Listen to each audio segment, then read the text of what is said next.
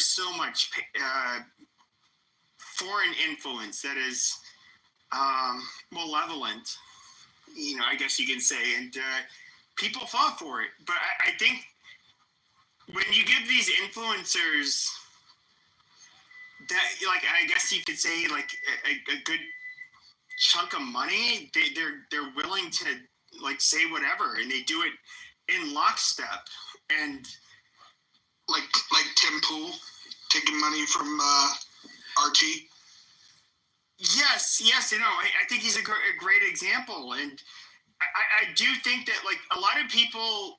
Here's the one thing, I'm like rather like libertarian when it comes to my values. Like, I don't care about like what you do in your private life and all of that stuff. But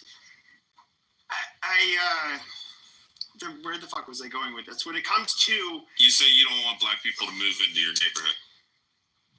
No, I didn't say that. But anyways, it's.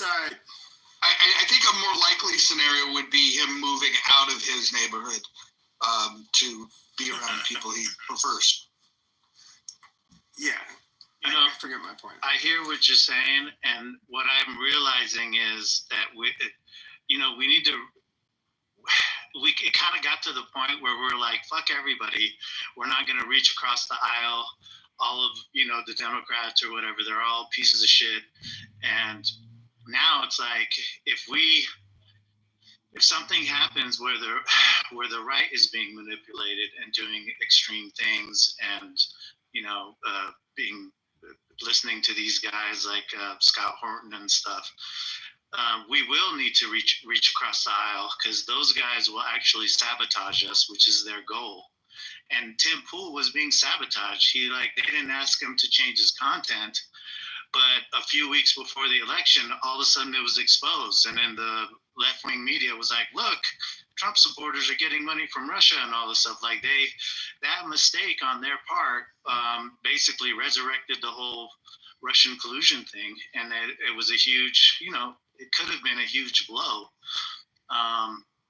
So that was suspicious. I think they paid those guys, and then they self-snitched so that they could have that bad press and stuff. And the Lauren Chen, I was saying it earlier, Lauren Chen and all those people were not supporting Trump. They were sabotaging Trump. So yeah, we gotta.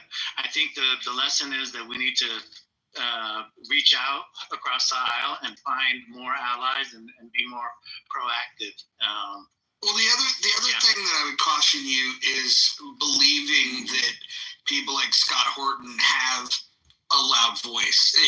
He influences a party that can get somewhere between 0.5% to 3% in a national election. So, and he's got influence over maybe 60% of those folks, and so. He's not the boogeyman that we have to worry about. He's definitely a fucking piece of shit, but he just doesn't have the power. What we have to worry about is if that messaging crosses over into people that actually have charisma or get platformed in a way where that messaging can grow. I definitely think that there's some subversive elements that we have to keep an eye on, but I wouldn't give guys like Scott Horton more credit than they deserve.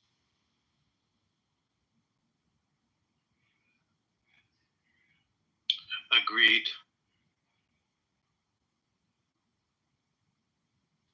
Can we all agree that this is a wonderful development, that the fact that the IRGC's days are numbered, that this is a great development for all of humankind? Like, is anybody in disagreement with that? No, I agree. I disagree. Okay, great. Okay, look, everyone stay on mute.